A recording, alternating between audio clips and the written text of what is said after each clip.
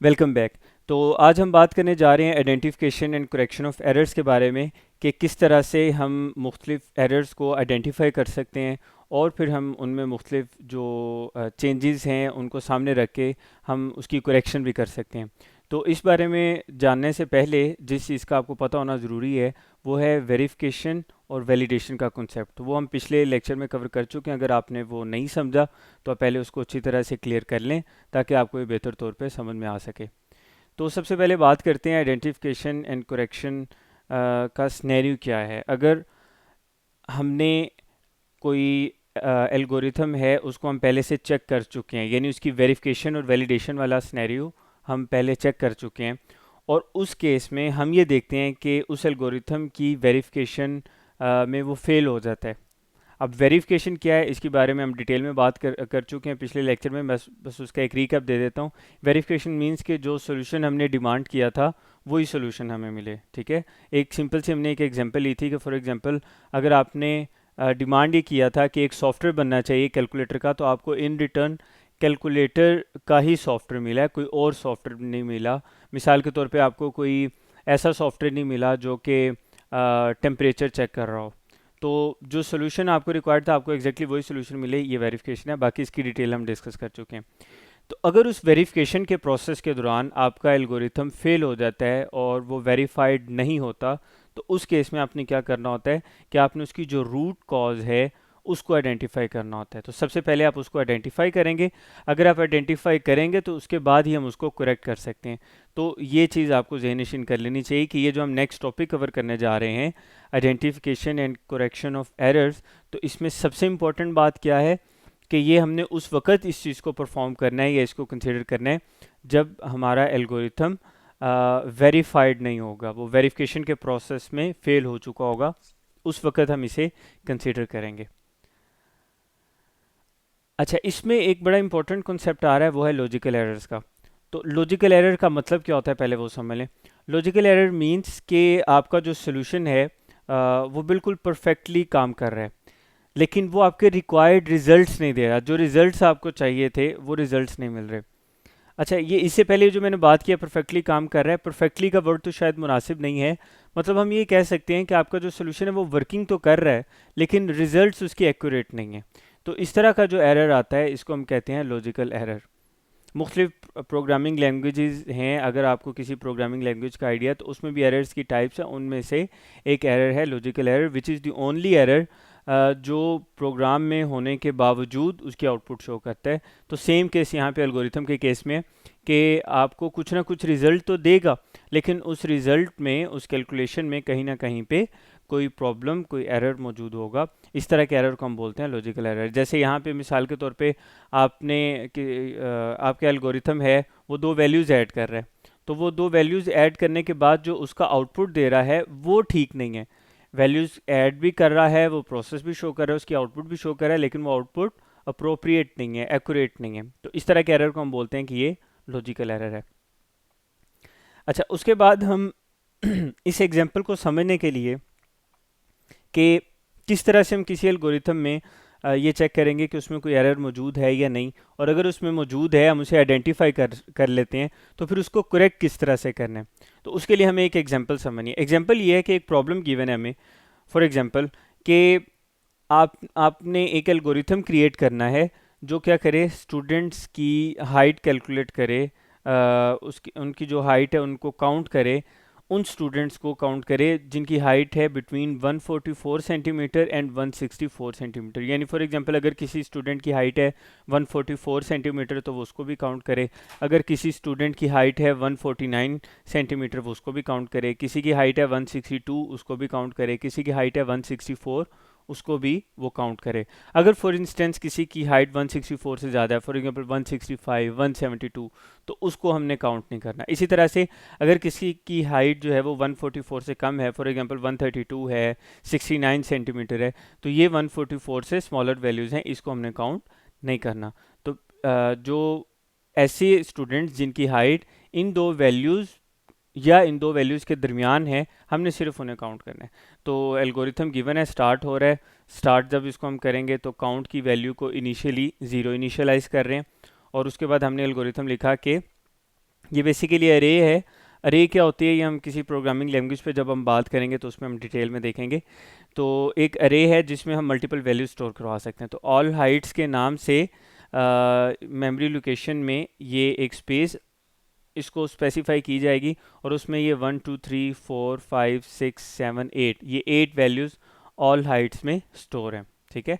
उसके बाद ये एक लूप लगा हुआ है जो ये चेक करेगा for each height in the list all Heights. Basically ये लाइन क्या करेगी, ये लाइन स्टेप नंबर 4 से लेकर और स्टेप नंबर 5 तक, ये ये जो नीचे इफ़ स्टेटमेंट आ रही है ये बेसिकली स्टेप नंबर 4 का ही हिस्सा है। अगर आपको फोर और इफ़ का आइडिया नहीं है तो हम नोटेशंस पहले डिस्कस कर चुके हैं एल्गोरिथम की, आपको वो लेक्चर समझना पड़ेगा, फिर आप इसको आसानी से समझ सकते हैं। तो ये लूप चलेगा, फोर लूप। लूप क्या होता है ये बात हम पहले डिस्कस कर चुके हैं कि लूप कोई ऐसा प्रोसेस है जिसको हम बार बार रिपीट करते हैं, जिसमें आइट्रेशंस परफॉर्म करते हैं। तो जितनी दफ़ा ये लूप कितनी दफ़ा चलेगा, जब तक कि ये ऑल हाइट्स में जितनी वैल्यूज़ हैं ये सबको चेक नहीं कर लेता। फॉर ईच हाइट यानी ऑल हाइट्स में मौजूद हर हाइट को ये चेक करेगा 1 by 1, starting from 154 up to 143। उतनी दफ़ा ये लूप चलेगा। अच्छा, जितनी दफ़ा ये लूप चलेगा उतनी दफ़ा ये स्टेप नंबर 5 में आएगा और हाइट को कंपेयर करेगा कि क्या हाइट 144 से ग्रेटर है और क्या हाइट जो है वो 164 के इक्वल या उससे स्मॉलर है या नहीं। अगर ये कंडीशन ट्रू हो जाएगी तो काउंट में एक का इंक्रीमेंट कर देगा, क्योंकि वो जो हमारी रिक्वायरमेंट थी उस पर पूरा उतर रही है।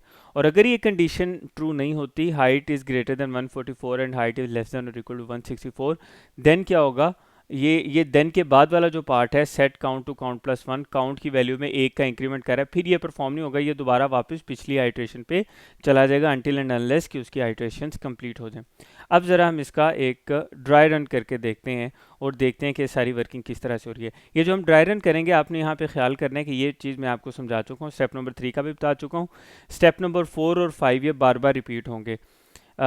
ऑल हाइट्स में कितनी वैल्यूज़ हैं, 8 वैल्यूज़ है, तो ये फोर लूप यानी स्टेप नंबर 4 और स्टेप नंबर 5 ये दोनों 8 टाइम्स चलेंगे, यानी स्टेप 4 स्टेप 5 एक बार चलेगा, फिर स्टेप 4 और स्टेप 5 इस तरह सेकंड थर्ड फोर्थ आइट्रेशन तक 8 टाइम्स ये चलेंगे। अब हम इसका एक ड्राई रन करके देख लेते हैं। तो ड्राई रन में हमने फर्स्ट सबसे पहले तो काउंट की वैल्यू हमारे पास 0 स्टोर थी, उसको हमने यहाँ पे कंसीडर कर लिया हुआ है ऑलरेडी।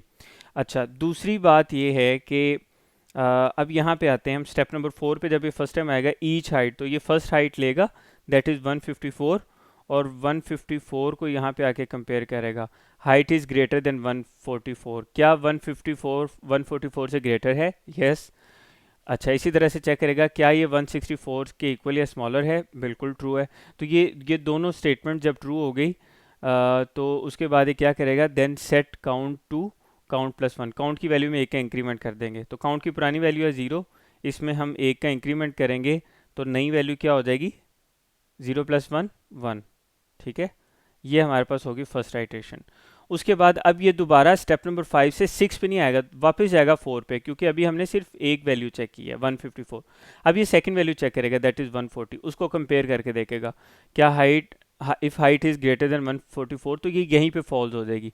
तो आपको पता है जब एंड ऑपरेटर हम यूज़ कर रहे हो तो अगर एक कंडीशन भी फॉल्स हो जाए तो ये फॉल्स होते हैं। अच्छा, जब ये कंडीशन यहाँ पे फॉल्स हो गई है तो ये देन के पार्ट बाद वाला जो पार्ट है जिसमें सेट नोटेशन यूज़ किया और काउंट की वैल्यू में एक का इंक्रीमेंट हो रहा है, ये एग्जीक्यूट नहीं होगा। यानी ये सिर्फ काउंट की वैल्यू उस सूरत में बढ़ेगी जब यहाँ पे कंडीशन ट्रू होगी। अभी जब कंडीशन फॉल्स हो गई तो काउंट की वैल्यू वही पहले वाली 1 ही रहेगी, ये वाला हिस्सा, ये वाला सेगमेंट एग्जीक्यूट नहीं होगा। अब आ जाए वापस थर्ड आइट्रेशन पे। थर्ड आइट्रेशन पे थर्ड वैल्यू उठाएगा दैट इज़ 155, उसको कंपेयर करेगा क्या ये 144 से ग्रेटर है? यस। क्या 164 से स्मॉलर है? Yes. If yes then set count to count plus 1। तो काउंट की पुरानी वैल्यू क्या है 1, 1 + 1, आंसर क्या आया 2। ठीक है, तो इस वक्त काउंट की हमारे पास जो वैल्यू है वो हो गई 2। अच्छा, अब हम जाते हैं वापस फोर्थ आइट्रेशन में। 164 है तो 164 को ये कंपेयर करेगा, क्या 164 144 से ग्रेटर है? यस।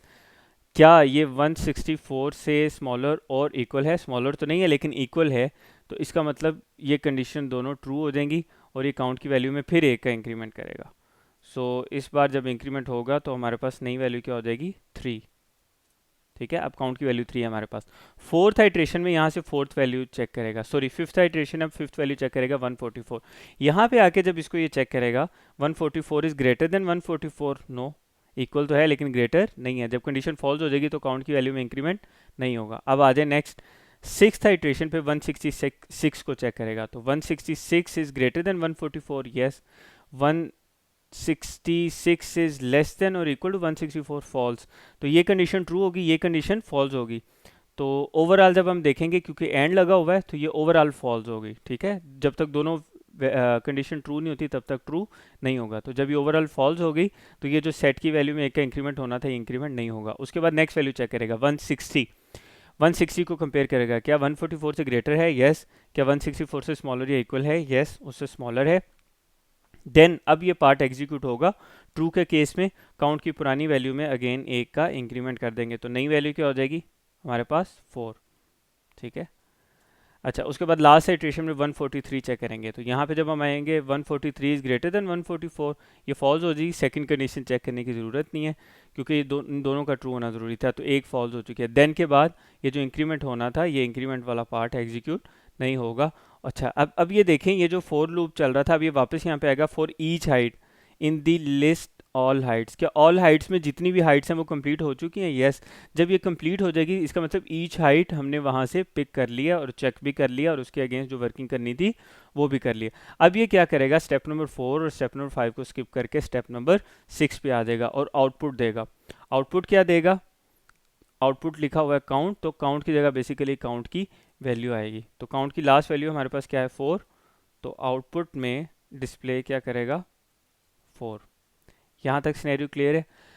अब यहाँ पे आपने इस चीज़ को समझना है कि यहाँ पे एक एरर है छोटा सा, वो एरर क्या है ये ज़रा समझें।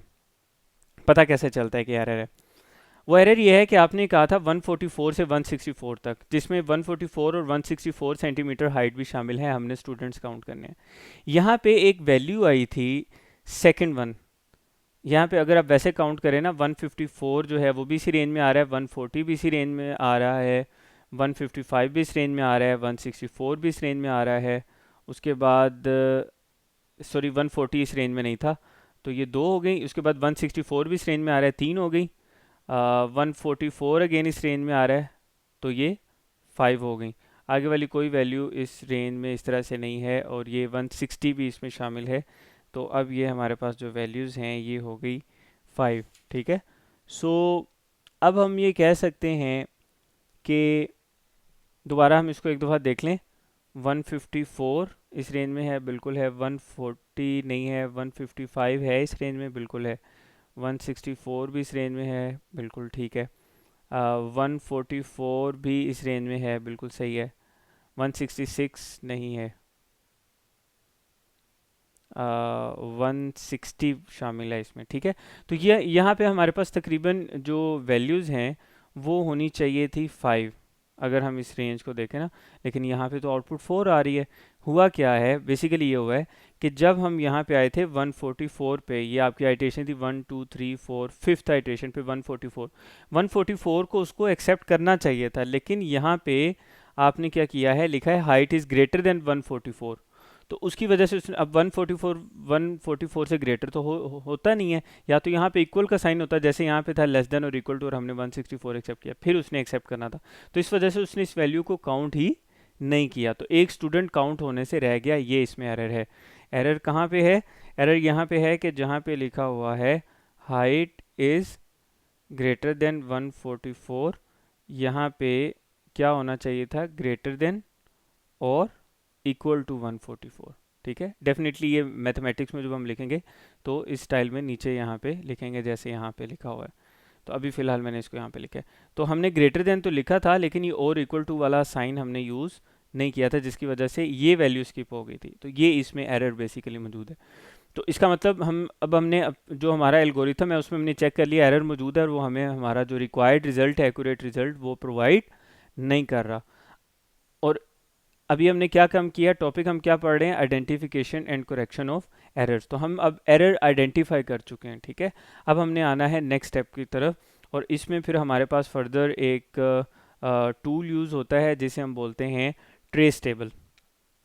अच्छा, अब ट्रेस टेबल किस लिए हम यूज़ करते हैं इस चीज़ को भी समझ लें। ये अभी जितनी हमने बात की है ये उसके साथ लिंक है। अभी तक मैंने जितनी बात की, अगर आपको वो समझ नहीं आई तो वो दोबारा से सुने, जब वो क्लियर होगी उसके बाद आपको ट्रेस टेबल की समझ आएगी। तो ट्रेस टेबल एक ऐसी टेक्निक है which is use to test algorithm, जिसमें हम एल्गोरिथम को टेस्ट कर सकते हैं to make sure that there is no logical error, ताकि वहाँ पे कोई लॉजिकल एरर मौजूद ना हो। जैसे अभी हमने एक एग्जांपल किया तो उसमें लॉजिकल एरर मौजूद था, आउटपुट दे रहा है लेकिन आउटपुट एक्यूरेट नहीं है, सही आउटपुट नहीं आ रही, ठीक है। तो ट्रेस टेबल ये चीज़ किस तरह से चेक करता है, हमने तो मैनुअली चेक किया ना, पहले हम इसका स्ट्रक्चर समझ लेते हैं। तो जो ट्रेस टेबल है इसमें हर कॉलम क्या कर रहा होता है कि डेटा के नेम शो कर रहा होता है, वो आगे चल के हम देख लेते हैं। नेम्स ऑफ डेटा शो कर रहा होता है और हर रो में उस डेटा की वैल्यू आ रही होती है। ये हम देख लेते हैं कि वो क्या चीज़ है जिसकी ये बात कर रहा है। जहाँ पे भी टेबल में ब्लैंक यूज़ होगा इसका मतलब कि उसमें कोई चेंज नहीं है, और जहाँ पे डैश डैश यानी डबल डैश यूज़ होगा वहाँ पे है कि वैल्यू इज़ नॉट कंसर्न, यानी यहाँ पे उससे रेलिवेंट कोई वैल्यू बनती नहीं है, ठीक है। ये उसका बेसिक सा एक स्ट्रक्चर है ट्रेस टेबल का। अब वन बाय वन देखें, each column showing names of data, तो ये टेबल है, इसमें देखें ये ऊपर बिल्कुल कॉलम्स के ऊपर हेडर में देखें ये जो ब्लू कलर में उसने हाईलाइट किया हुआ है काउंट, ये नेम ऑफ डाटा शो कर रहा है कि इसके नीचे काउंट की वैल्यू आएगी। ऑल हाइट्स, ये उस अरे का नाम शो कर रहा है कि इसके नीचे जितनी वैल्यूज आएंगी वो ऑल हाइट्स की आएंगी, तो ये नेम ऑफ डाटा है। इसी तरह हाइट, ये डाटा शो कर रहा है हाइट को जो उसने वन बाय वन पिक किया है, और नीचे वो सारा डाटा आ रहा है। तो ये सबसे ऊपर ये जो ब्लू में है ये नेम ऑफ डाटा है, और नीचे वो जो हमने ऊपर अभी बात की है each row showing value of data, तो ये हमारे पास नीचे रोज में देखें सारी वैल्यूज आ रही हैं उसी डाटा की जो ऊपर उसने मेंशन किया हुआ है। उसके बाद हमने बात की थी ब्लैक मींस नो चेंज, जहाँ जहाँ पे ब्लैक है इसका मतलब है कोई चेंज नहीं है। फॉर एग्जांपल अगर आप यहाँ पे देख सकें, ये इसने यहाँ पे अरे लिख दी, ये पूरी अरे यहाँ पे यूज़ किया, इसके नीचे ये ब्लैंक है, इसका मतलब कि इस अरे में कोई नया चेंज नहीं है, और ये आखिर तक ब्लैंक है, इसका मतलब कि यहाँ पे आखिर तक कोई चेंजिंग इस अरे में नहीं आई, इसकी ये वैल्यू एज इट इज़ यही की यही रही है, ठीक है। अच्छा, और दूसरी बात हमने आखिरी बात क्या की थी यहाँ पे, double dash means value is not concern, इसका क्या मतलब है ये ज़रा समझ लें। इसका मतलब ये है कि यहाँ पे ये स्टेप नंबर 1 पे लिखा है डैश डैश काउंट के आगे, क्योंकि स्टेप नंबर 1 पे हमने एल्गोरिथम में लिखा था स्टार्ट, तो वहाँ पे तो अभी काउंट की कोई वैल्यू थी ही नहीं, यानी वैल्यू चेंज है हो रही है या नहीं हो रही ये इशू नहीं है, वैल्यू ही मौजूद नहीं है, तो इस वजह से वहाँ पे डबल डैश लिख देते हैं कि वैल्यू इज़ नॉट कंसर्न। तो ये एक स्ट्रक्चर है ट्रेस टेबल का जैसे आपको यहाँ पे नज़र आ रहा है। इसमें एक मिस्टेक भी मौजूद है आपकी टेक्स्ट बुक में एज इट इज़ है, वो मैं आपको बता देता हूँ, इसको जब हम समझेंगे ना साथ साथ लोकेट करेंगे कि हम इस ट्रेस टेबल में क्या मिस्टेक है जो मौजूद है। ये भी मुमकिन है कि जो आप न्यू एडिशन देख रहे हो उसमें ये मिस्टेक मौजूद ना हो, बहरहाल अभी तक जो एडिशंस आए हैं उनमें ये मिस्टेक मौजूद है, वो देख लेते हैं कि वो क्या चीज़ है। अच्छा, एक बात याद रखिएगा कि ट्रेस टेबल किस तरह से आपकी वैल्यूज़ को आइडेंटिफाई करता है कि इसमें एरर मौजूद है या नहीं है, उसके लिए अगेन एल्गोरिथम को सामने रखना पड़ता है। जो चीज़ मैंने आपको मैनुअली समझाई है, अगर उसमें से कुछ बातें नहीं भी समझ आई तो ट्रेस टेबल से आपको आसानी से समझ आएगी। अब हम अपना वो एल्गोरिथम सामने रख लेते हैं। स्टेप नंबर 1 में हमने स्टार्ट किया, काउंट की कोई वैल्यू नहीं थी, ऑल हाइट्स की हाइट की कोई वैल्यू नहीं थी, तो हमने डबल डैश लिख दिया which means value is not concern. Step number 2 में था हमारे पास सेट काउंट टू 0, काउंट की वैल्यू हमने क्या लिख दी 0। देखिए काउंट वाला कॉलम है उसके नीचे स्टेप 2 में 0 आया है तो हमने उसकी वैल्यू 0 लिख दी। ऑल हाइट्स की अभी कोई वैल्यू नहीं आई, डबल डैश, हाइट की कोई वैल्यू नहीं आई, डबल डैश। उसके बाद हम आ जाते हैं स्टेप नंबर 3 में, ऑल हाइट्स को हमने ये वैल्यू असाइन की, तो स्टेप नंबर 3 के आगे हमने ये वैल्यूज़ लिख दी। क्लियर होगी बात। अच्छा, आगे देखिएगा स्टेप नंबर 4 और 5। स्टेप नंबर 4 में फोर लूप लगा हुआ है और इसकी बॉडी में स्टेप नंबर 5 भी आ रहा है, इसका मतलब 4 और 5 पे अगर लूप लगा हुआ है तो ये बार बार रिपीट होंगे, इसलिए आप यहाँ पे ट्रेस टेबल में भी देखें 4 और 5 ये बार बार रिपीट हो रहे हैं, वो जो उसकी आइट्रेशन हमने परफॉर्म की थी। तो सबसे पहले हम एग्जांपल के तौर पे एक दो आइट्रेशन ले लेते हैं। ये स्टेप नंबर 4 पे जब आएगा तो ये चेक करेगा step for each height in the list all Heights, तो शुरू हो जाएगा यहाँ से फर्स्ट हाइट से विच इज़ 154, तो यहाँ पे स्टेप नंबर 4 पे क्या करेगा हाइट को 154 असाइन करेगा, इस हाइट को, ये जो नीचे स्टेप नंबर 5 में लिखी हुई है इस जगह पे, सॉरी स्टेप नंबर 4 में, ठीक है। तो इसने 154 हाइट में आके स्टोर कर दिया। स्टेप नंबर 5 में उसने जाके चेक करना है कि अगर ये हाइट इस रेंज में आ रही है, उस पर ये दोनों कंडीशन ट्रू हो रही हैं, तो आपने काउंट की वैल्यू में एक इंक्रीमेंट करना है। हमने चेक किया 154 को, 144 से ग्रेटर भी था और 164 से स्मॉलर भी था, कंडीशन ट्रू हुई तो काउंट की वैल्यू में एक इंक्रीमेंट किया, पुरानी वैल्यू 0 थी, नई वैल्यू क्या होगी 1, तो वो हमने यहाँ पे अपडेट कर दी। अच्छा देखें, जब तक काउंट की वैल्यू चेंज नहीं हुई तब तक ब्लैंक आ रहा है, which mean value is not change, same पुरानी वैल्यू आ रही है हमारे पास। इसी तरह हम वन बाय वन ये सारी वैल्यूज़ कंपेयर करेंगे। अब हम ज़रा डायरेक्टली जाते हैं अपने उस नंबर पे जिस पे इशू आ रहा था, मैनुअली हमने चेक किया था।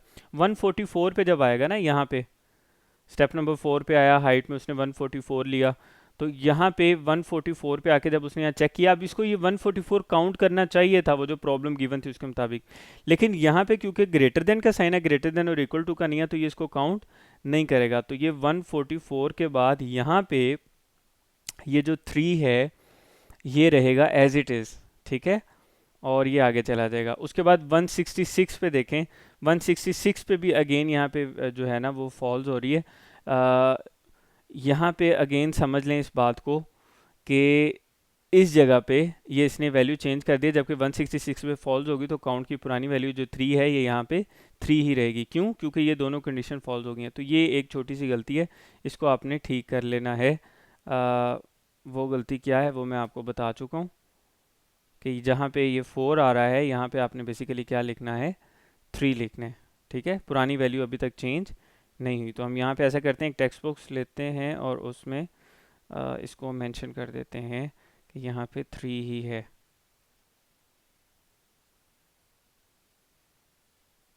इस जगह पे ये पुरानी वैल्यू ही आएगी, ठीक है। उसके बाद इसी तरह से नेक्स्ट देखें जी, तो ये 3 हो गया। उसके बाद इसी तरह से नेक्स्ट देखें, हमारे पास यहाँ पे इसको थोड़ा क्लियर कर देते हैं ताकि वो कन्फ्यूजन दूर हो जाए। तो ये आपने करेक्शन कर लेनी है। 166 क्योंकि उस रेंज में नहीं था, फॉल्स हो गया, इस वजह से वहाँ पे जो काउंट की वैल्यू है वो चेंज होगी। उसके बाद 160 आया, तो 160 144 से ग्रेटर भी है, 164 से स्मॉलर भी है, इसका मतलब वो इस रेंज में है। अब यहाँ पे वैल्यू चेंज होगी, तो पुरानी वैल्यू काउंट की 3 है, तो नई वैल्यू क्या हो जाएगी इसमें हमारे पास 3 है ना, तो 3 + 1 नई वैल्यू क्या होगी हमारे पास 4। तो ये जहाँ पे 5 लिखा हुआ है यहाँ पे बेसिकली 4 आना चाहिए, ठीक हो गया। अच्छा, उसके बाद नेक्स्ट वैल्यू है 143। 143 अगेन इस रेंज में नहीं आ रही, 144 से ग्रेटर नहीं है, फॉल्स होगी, तो इसका मतलब काउंट की वैल्यू में चेंज नहीं होगा। तो जब चेंज नहीं होगा तो काउंट की वैल्यू यही रहेगी, दैट इज़ 4। तो यहाँ पे 4 होना चाहिए। ये आखिरी ये 3 वैल्यूज़ मैंने आपसे डिस्कस कर ली हैं कि इसको आपने ठीक कर लेना है, इसमें जो एरर मौजूद है वो आपने करेक्ट कर लेना है। तो इस तरह से हम क्या करते हैं कि किसी भी अपनी जो एल्गोरिथम है उसको टेस्ट करते हैं। अब यहाँ पे हमें पता चल गया कि जब ये 144 आया कि ये हमारे पास इस वैल्यू को इसको एक्सेप्ट करना चाहिए, लेकिन ये इसको एक्सेप्ट नहीं कर रहा। अब इसी तरह का एक आसान सा टॉपिक हमारे पास और है, using invalid data for testing, कि हम किस तरह से जो इनवैलिड डाटा है उसको टेस्टिंग के लिए इस्तेमाल कर सकते हैं और हमें किस तरह से वो फ़ायदा देता है। So if you are testing an algorithm और आप वो टेस्ट कर रहे हैं इनवैलिड डाटा के थ्रू, यानी एक तो वैलिड डाटा है ना कि आपको एक रेंज दी जाती है 0 से 100 के दरमियान वैल्यू दें, आपने वैल्यू दी 52, ये तो हो गया वैलिड डाटा। डाटा की हम टेस्ट डाटा की हम टाइप्स पढ़ रहे हैं, अगर आपको उसका आइडिया नहीं है तो आप वो लेक्चर सुनेंगे, आपको आइडिया हो जाएगा। उसमें एक टाइप थी इनवैलिड टेस्ट डाटा। तो इनवैलिड का क्या मतलब है, 0 से 100 की रेंज है, आप वैल्यू दे रहे हैं 132 विच इज़ इनवैलिड डाटा। तो हम इनवैलिड डाटा जानबूझ के देते हैं टेस्टिंग के लिए, उससे हमें क्या फ़ायदा होता है, क्यों हम ये करते हैं, to ensure that algorithm can handle unexpected data inputs, कि अगर कोई यूज़र ऐसी वैल्यू प्रोवाइड करता है जो कि उसको प्रोवाइड नहीं करनी चाहिए, जिसकी इजाज़त उसे नहीं होनी चाहिए, तो क्या हमारा एल्गोरिथम वो अनएक्सपेक्टेड डाटा एक्सेप्ट करता है या नहीं करता। नंबर 2, हम इसकी एक एग्जांपल से समझते हैं कि फॉर एग्जांपल एल्गोरिथम आपसे मांगता है आपकी age in number of days, ठीक है, कि टोटल नंबर ऑफ़ डेज़ कितने हैं जी, फॉर एग्जांपल बन रहे हैं 5369 नंबर ऑफ़ डेज़ की फॉर्मेट में। लेकिन आप क्या करते हैं कि आप उसको इनपुट देते हैं your date of birth, for example 1 जनवरी और 1982, तो आपने उसको डेट ऑफ बर्थ बताई, जबकि उसको इनपुट किस तरह से चाहिए थे, नंबर ऑफ़ डेज़ की फॉर्मेट में। तो ये एक एग्जांपल है। तो इसका मतलब कि ये जो डेट ऑफ बर्थ की फॉर्मेट में आप दे रहे हैं ये इनवैलिड डाटा की कैटेगरी में आ रही है, आपने इसको चेक करने के लिए किया। अच्छा, इसका हमें फ़ायदा क्या होता है, इसका पर्पस क्या है फ़ायदा इसका हमें ये होता है कि हम आसानी के साथ ये चीज़ डिटेक्ट कर लेते हैं जो हमारे पास अनएक्सपेक्टेड डाटा इनपुट्स आ रही होती हैं कि उसको हमने किस तरह से मैनेज करना है। दूसरा फ़ायदा इसका क्या है कि हम एरर्स डिस्प्ले करवा लेते हैं। जब हम ये चीज़ पहले ही हैंडल कर लेते हैं कि अगर कोई यूज़र इस तरह का इनवैलिड डाटा देगा, जैसे ही वो डाटा देगा हम उसको बताएंगे you are, for example you are providing invalid data, ताकि उसको आउटपुट पे भी शो हो जाए। जैसे आपने एटीएम मशीन यूज़ किया तो उसमें आपने देखा आप पिन कोड गलत दें तो वो आपको बताते हैं जो आपने पिन कोड प्रोवाइड किया है दैट इज़ नॉट एक्यूरेट। तो आपको उससे वो क्या करते हैं, एक तो एरर आया, साथ में उन्होंने आपको गाइड भी किया कि इस वजह से ये प्रॉब्लम आ रही है। नंबर 3, उससे क्या होती है कि आपकी जो क्वालिटी है सोल्यूशन की वो भी इम्प्रूव होती है। इस पे हम डिटेल में बात कर चुके हैं। तो identification and correction of errors, जिसमें आज हमने इसके साथ बात की ट्रेस टेबल की, और इनवैलिड डाटा हम किस लिए यूज़ करते हैं टेस्टिंग के हवाले से, इसकी हमने आज डिटेल में बात की इन तीनों सेगमेंट्स की जो इस टॉपिक में आपस में इंटरलिंक थे। इनमें कुछ चीज़ें अगर आपको समझ में नहीं आई तो मैं आपको ये सजेस्ट करूँगा, वेरिफिकेशन, वैलिडेशन और इनवैलिड टेस्ट डाटा, ये सारे वो कॉन्सेप्ट हैं जो हम डिटेल में पीछे मुख्तलिफ लेक्चर्स में सुनाए हैं। तो आप वो प्रीवियस लेक्चर सुनेंगे तो आपको ये चीज़ें क्लियर होंगी, वरना कन्फ्यूजन इसमें रह सकती है। इसके साथ ही हमारा जो फर्स्ट चैप्टर था वो अपने इख्तिताम को पहुंचा, और इसमें हमने जो बेसिक हमारा यहाँ पे फोकस था वो प्रॉब्लम सॉल्विंग पे था कि किस तरह से हम किसी प्रॉब्लम को सॉल्व कर सकते हैं। आज का लेक्चर थोड़ा लेंथी था क्योंकि इसमें हमने 3 सब टॉपिक्स कवर किए हैं। तो चैप्टर नंबर 1 से relevant, starting from problem solving steps up to today's lecture, chapter number 1 से रेलिवेंट जितनी क्यूरीज हैं, क्वेश्चन हैं, वो आप इस लेक्चर के कमेंट सेक्शन में पूछ सकते हैं। मैं कोशिश करूँगा कि आपके उन जो क्यूरीज़ हैं मुख्तलिफ, कोई अगर एम्बिग्यूटी है तो उसको दूर करने की कोशिश की जाए और उसमें आपको फैसिलिटेट किया जाता है। मिलते हैं अगले लेक्चर में, और अगले लेक्चर में हम बात करने जा रहे हैं नंबर सिस्टम पे और नंबर सिस्टम कन्वर्जन पे, और इसका कंप्यूटर साइंसेज में हमें इसकी ज़रूरत क्यों पड़ती है।